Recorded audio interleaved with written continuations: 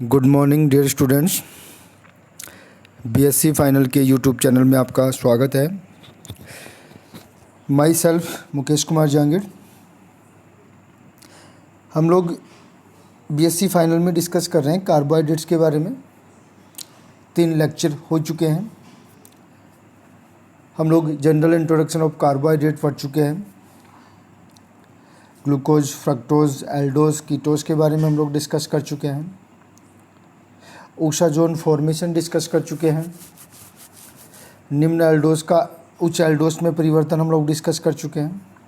तो इसी सीक्वेंस में आज हम लोग डिस्कस करते हैं कि एक उच्च एल्डोज को एक निम्न एल्डोज में कैसे परिवर्तित करेंगे। अवरोहण मीन्स हम लोग कोई भी एल्डोज या कीटोन जैसे 4 या 5 या 6 कार्बन का है तो उसको 5, 4 या 3 कार्बन वाले एल्डो या कीटोस में कैसे परिवर्तित करेंगे।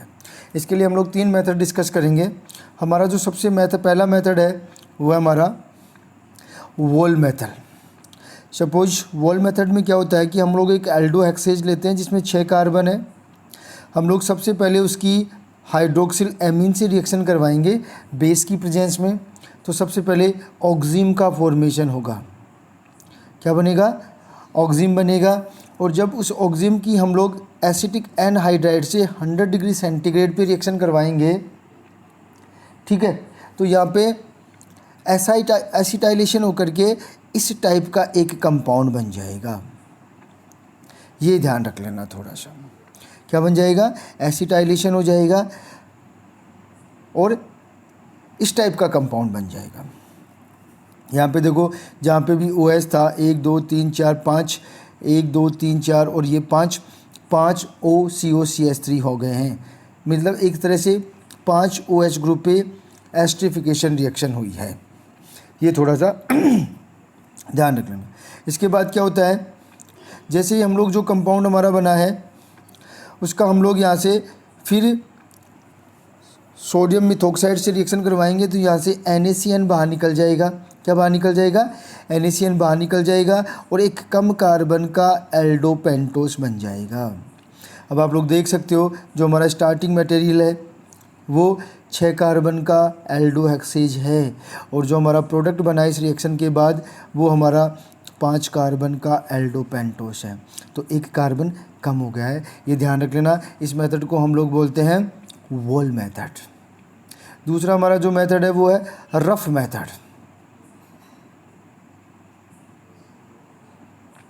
रफ मेथड में क्या होता है देखते हैं। देखो, रफ मेथड में वही हम लोग एक 6 कार्बन का एल्डो हेक्सोज लेते हैं। सबसे पहले हम लोग ब्रोमीन वाटर द्वारा उसका ऑक्सीकरण करवाते हैं तो हमारा ग्लूकोनिक एसिड बन जाएगा। कौन सा एसिड है ये? Gluconic acid. और जब ग्लूकोनिक एसिड की कैल्शियम साल्ट और फेंटोन अभिकर्मक से रिएक्शन करवाते हैं, यहाँ से एक CO2 निकल जाएगा और एक कम कार्बन का एल्डो पेंटोस बन जाएगा। ये ध्यान रख लेना। क्या बन जाएगा? ये कम कार्बन का एल्डो पेंटोस बन जाएगा। ये रफ मेथड है। और अगर हम लोग लास्ट मेथड में बात करें तो लास्ट मेथड जो हमारा है वो विरमान मेथड है। विरमान मेथड में वही हम लोग सबसे पहले 6 कार्बन का एक एल्डो हेक्सोज लेते हैं, उसका ऑक्सीडेशन करवाते हैं तो सबसे पहले हमारे पास वही ग्लूकोनिक एसिड बनेगा। जब हम लोग इसको हीट करते हैं तो लैक्टोन का फॉर्मेशन होता है, गामा लैक्टोन का फॉर्मेशन होगा। किसका फॉर्मेशन होगा? गामा लैक्टोन का फॉर्मेशन होगा। और जब गामा लैक्टोन की रिएक्शन अमोनिया से करवाते हैं तो हमारे पास एमाइड बनेगा। क्या बनेगा हमारे पास? एमाइड। और जब एमाइड का हम लोग सोडियम हाइपोक्लोराइड से रिएक्शन करवाते हैं तो आइसोसाइनेट बनता है। क्या बनेगा हमारे पास? आइसोसाइनेट बनेगा। और जब आइसोसाइनेट का हम लोग NaOH से रिएक्शन करवाते हैं तो हमारे पास एक कम कार्बन का एल्डो पेंटोस बनता है और साथ में NaNCO सोडियम आइसोसाइनेट निकल जाता है यहाँ से। तो इस तरह से इन तीनों मेथड से जो हमने डिस्कस किए हैं, उन तीनों मेथड से हम लोग किसी भी एल्डो या कीटोस में एक कार्बन कम कर सकते हैं। कौन कौन से मेथड डिस्कस किए हम लोगों ने? वोल मेथड, सेकंड हमने डिस्कस किया रफ मेथड और तीसरा हमारा जो है वो विरमान मेथड है। इन तीनों मेथड को ध्यान रख लेना, तीनों मेथड बहुत इंपॉर्टेंट है। ठीक है, आगे चलते हैं। एपीमर एंड एनोमर, नया टॉपिक है हमारा, एपीमर एंड एनोमर। क्या होते हैं एपीमर और क्या होते हैं एनोमर, देखते हैं। सबसे पहले एपीमर की बात करते हैं। एक एल्डोस जो एक दूसरे से, ऐसे एल्डोस जो एक दूसरे से किसी भी क्रियल कार्बन परमाणु पर विन्यास में भिन्न होते हैं, एपीमर एक दूसरे के विपरीत समावयवी होते हैं। इसका मतलब क्या है कि कोई भी ऐसे एल्डोस, दो कंपाउंड जो किसी भी क्रियल कार्बन पर एक दूसरे के विन्यास में भिन्न होते हैं। सपोज ये वाला कोई सपोज कंपाउंड है और इधर जो कंपाउंड है वो OH, देखो इस क्रियल कार्बन पर दोनों का विन्यास भिन्न है, तो ये दोनों एक दूसरे के एपीमर होंगे। क्या होंगे, एक दूसरे के एपीमर होंगे। ये दोनों कार्बन जो होंगे वो एक दूसरे के क्या होंगे, एपीमर होंगे। एपीमर जो होते हैं वो एक दूसरे के विपरीत समावयवी होते हैं, मीन्स ये एक दूसरे के दर्पण प्रतिबिंब नहीं होते हैं, ये ध्यान रख लेना। एग्जाम्पल की बात करते हैं। देखो एग्जाम्पल की बात करें अगर हम लोग, यहाँ पे बहुत ही अच्छा एग्जाम्पल है।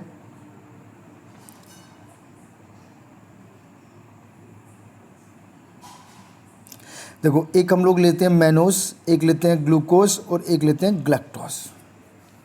ठीक है, देखो अगर सबसे पहले हम लोग मैनोस और ग्लूकोज की बात करें तो ये देखो कार्बन नंबर 2 पर इन दोनों का विन्यास डिफरेंस है, इसमें OH इधर है, इसमें OH इधर है।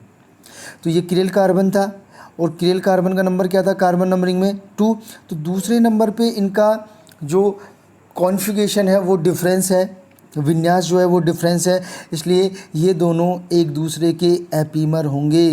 और इनको कौन से एपीमर बोलेंगे, C2 एपीमर। कौन से एपीमर होंगे ये वाले दोनों, C2 एपीमर। ठीक है, अगर हम लोग ग्लूकोज और ग्लैक्टोज की बात करें तो देखो इसमें कार्बन नंबर 4 पे इलेक्ट्रॉनिक 4 पर कॉन्फ़िगरेशन डिफरेंस है, इसमें OH इधर है और इसमें OH इधर है। तो ये जो ग्लूकोज और ग्लैक्टोज है ये दोनों भी एक दूसरे के एपीमर हैं, लेकिन इनको कौन सा एपीमर बोलेंगे, C4 एपीमर। समझ में आ गया एपीमर क्या होते हैं, कि दो एल्डोस या कीटोस, कोई भी दो एल्डोस या कीटोस जिनमें किसी कार्यल कार्बन पर विन्यास में भिन्नता होती है। फॉर एग्जांपल नीचे लिख भी रखा है हमने कि C2 पर विन्यास भिन्न है, इसलिए ग्लूकोज और मैनोस दोनों एक दूसरे के C2 एपीमर हैं। और इधर ग्लूकोज और ग्लैक्टोज के बारे में C4 पर विन्यास भिन्न है, इसलिए ग्लूकोज और ग्लैक्टोज एक दूसरे के C4 एपीमर हैं। ये ध्यान रख लेना, ये बहुत ही इंपॉर्टेंट लाइन है। एपीमर C2 एपीमर कौन है, ग्लूकोज और मैनोज जो है वो C2 एपीमर है, और जो ग्लूकोज और ग्लैक्टोज होते हैं वो C4 एपीमर होते हैं। तो समझ में आ गया एपीमर क्या होते हैं। अब हम लोग बात करते हैं एपीमराइजेशन के। क्या होता है एपीमराइजेशन, देखो अभी हमने पढ़ा एपीमर, तो जो दो एपीमर हैं जैसे ग्लूकोज और मैनोज C2 एपीमर है, ग्लूकोज और ग्लैक्टोज C4 एपीमर है, इनका आपस में एक दूसरे में इंटरचेंज, एक दूसरे में परिवर्तन एपीमरीकरण या एपीमराइजेशन कहलाता है। फॉर एग्जांपल एक के एपीमर का दूसरे एपीमर में परिवर्तन एपीमरीकरण कहलाता है।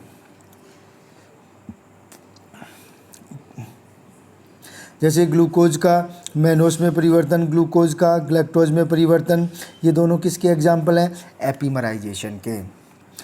एक एग्जाम्पल हम लोग डिस्कस करते हैं। सपोज हम लोग बात करते हैं ग्लूकोज का मैनोस में परिवर्तन। जो ग्लूकोज और मैनोज हैं वो एक दूसरे के C2 एपीमर हैं। तो अब हम लोग ये देखते हैं कि एपीमराइजेशन कैसे होगा, मीन्स ग्लूकोज का मैनोस में परिवर्तन कैसे होगा, ये चेक कर लेते हैं हम लोग। अब देखो ग्लूकोज का मैनोस में परिवर्तन बेस की उपस्थिति में एक मध्यवर्ती इन डाइओल के द्वारा होता है। ये बहुत इंपॉर्टेंट लाइन है, इसलिए पहले लिख दिया है कि ग्लूकोज का जो मैनोस में परिवर्तन होता है वो कैसा होता है, एक बेस की प्रेजेंस में होता है, और जो इंटरमीडिएट होता है वो क्या होता है, इन डाइओल, मीन्स डबल बॉन्ड और 2 OH ग्रुप। देखो अब हम लोग थोड़ा सा देख लेते हैं क्या है इसकी मैकेनिज्म है। ये ग्लूकोज है, ग्लूकोज का सबसे पहले बेस से रिएक्शन होगी तो ये वाटर है, जब सबसे पहले ग्लूकोज की बेस से रिएक्शन होगी तो सबसे पहले ये H यहाँ से एलिमिनेट होगा, ये एलिमिनेट होगा तो ये बॉन्ड इधर चला जाएगा, ये इधर जाएगा तो यहाँ पे नेगेटिव चार्ज आ जाएगा, यह नेगेटिव चार्ज आ जाएगा। ठीक है, तो यहाँ नेगेटिव चार्ज आ जाएगा, इसको हम लोग एक H+ दे देंगे तो ये बन जाएगा OH। देखो ये पूरा जो ग्रुप है इस टाइम इसको बोलेंगे इन डाइओल, क्योंकि एक डबल बॉन्ड है और 2 OH ग्रुप है, एक OH दूसरा OH और एक डबल बॉन्ड है, तो इसको हम लोग क्या बोल रहे हैं, इन डाइओल। क्या बोल रहे हैं इसको, इन डाइओल। ग्लूकोज से क्या बन गया, इन डाइओल। अब इस इन डाइओल में क्या होगा, देखो यहाँ से जो बेस है, सही है, वो यहाँ से प्रोटॉन लेगा, ये प्रोटॉन लेगा तो ये वापस यहाँ पे, ठीक है, और ये जो है, ये जो प्लेनर स्ट्रक्चर है तो ये यहाँ से बेस लेगा। अब ये बेस इसमें इस साइड से जुड़ा हुआ था तो ये जो H है वो इस साइड से जुड़ सकता है, क्योंकि यहाँ से जो नेगेटिव चार्ज आएगा उसको H+ देंगे तो इस साइड से जुड़ेगा तो ये वाला प्रोडक्ट बन जाएगा। अब देखो क्या हुआ, इस कार्बन पर जो विन्यास था वो चेंज हो गया, इसमें OH इधर था तो इसमें OH इधर हो गया, ये दोनों एक दूसरे के क्या हो गए, विभ्रम समावयवी, डायस्टीरियोमर होंगे। तो देखो इन दोनों पे एक दूसरे का विन्यास चेंज है, दूसरे कार्बन पे है तो इन दोनों को हम लोग क्या बोल रहे थे, C2 एपीमर। क्या बोल रहे थे, C2 एपीमर। तो इस प्रोसेस जो एक एपीमर के दूसरे एपीमर में कन्वर्ट होने की जो प्रोसेस है उसको हम लोग बोलते हैं एपीमराइजेशन। क्या बोलते हैं, एपीमराइजेशन। और ये जो एपीमराइजेशन होता है वो किसके थ्रू होता है, इन डाइओल के थ्रू होता है। किसके थ्रू होगा ये वाला, इन डाइओल के थ्रू होगा। ठीक है, क्लियर। अब हम लोग डिस्कस करते हैं एनोमर्स के बारे में कि एनोमर्स क्या होते हैं। एपीमर्स हो गया, एपीमर्स क्या होते हैं वो बता दिया, एपीमराइजेशन बता दिया कि जो दो जो एल्डोस या कीटोस एक दूसरे के एपीमर होते हैं वो कैसे एक दूसरे में चेंज होते हैं। अब हम लोग डिस्कस करते हैं एनोमर्स के बारे में। एनोमर्स क्या है, ऐसे एल्डोस जो चक्रीय संरचना में परिवर्तित करने पर C1 जो कि एनोमरिक कार्बन कहलाता है पर भिन्न विन्यास रखते हैं, वे एक दूसरे के एनोमर कहलाते हैं। जैसे अल्फा डी ग्लूकोपाइरेनोस और बीटा डी ग्लूकोपाइरेनोस दोनों एक दूसरे के एपीमर होते हैं, एनोमर होते हैं। तो एनोमर क्या होते हैं, क्लियर है कि कोई भी दो एल्डोस या कीटोस जिनको हम लोग साइक्लिक स्ट्रक्चर में चेंज करते हैं, तो साइक्लिक स्ट्रक्चर में चेंज करने पर कार्बन नंबर 1 जो कि एनोमरिक कार्बन कहलाता है उस पर विन्यास में डिफरेंस होते हैं, तो वो दोनों एक दूसरे के एनोमर होते हैं। जैसे अल्फा डी ग्लूकोपाइरेनोस और बीटा डी ग्लूकोपाइरेनोस एक दूसरे के एनोमर होंगे। इसको हम लोग चेक कर सकते हैं, देखो कैसे होंगे एक दूसरे के एनोमर। ये देखो अल्फा डी ग्लूकोपाइरेनोस है, ये कार्बन नंबर 1 है, मीन्स एनोमरिक कार्बन है, और इस कार्बन पर OH ऊपर नीचे की तरफ है, H ऊपर की तरफ है। और ये बीटा डी ग्लूकोपाइरेनोस है, इसमें देखो OH ऊपर की तरफ है, इसमें OH नीचे की तरफ है। इट मीन्स अल्फा डी ग्लूकोपाइरेनोस और बीटा डी ग्लूकोपाइरेनोस में जो कार्बन नंबर 1 है, मीन्स जो एनोमरिक कार्बन है, उस कार्बन पर दोनों में विन्यास में डिफरेंस है, दोनों में कॉन्फ़िगरेशन में डिफरेंस है, दोनों में OH की साइड क्या डिफरेंस है। इसलिए ये दोनों जो कंपाउंड हैं अल्फा डी ग्लूकोपाइरेनोस और बीटा डी ग्लूकोपाइरेनोस वो एक दूसरे के एनोमर होंगे। क्या होंगे, एक दूसरे के एनोमर होंगे। क्या बोलेंगे इसको, एनोमर। दोनों में एनोमरिक कार्बन पर विन्यास डिफरेंस है, ये वाला जो कार्बन होता है एनोमरिक कार्बन है। तो समझ में आ गया एपीमर क्या होते हैं और एनोमर क्या होते हैं। ये बहुत ही इंपॉर्टेंट क्वेश्चन है, अच्छे से तैयार कर लेना, बार बार एग्जाम में पूछा जाता है ये वाला। एपीमर क्या है, एपीमराइजेशन क्या है, एनोमर क्या है। ठीक है, तो आज के लिए ये हमारा काफ़ी हो गया। नेक्स्ट क्लास में हम लोग डिस्कस करेंगे कुछ नया इसी चैप्टर से रिलेटेड। तो ठीक है, मिलते हैं नेक्स्ट क्लास में।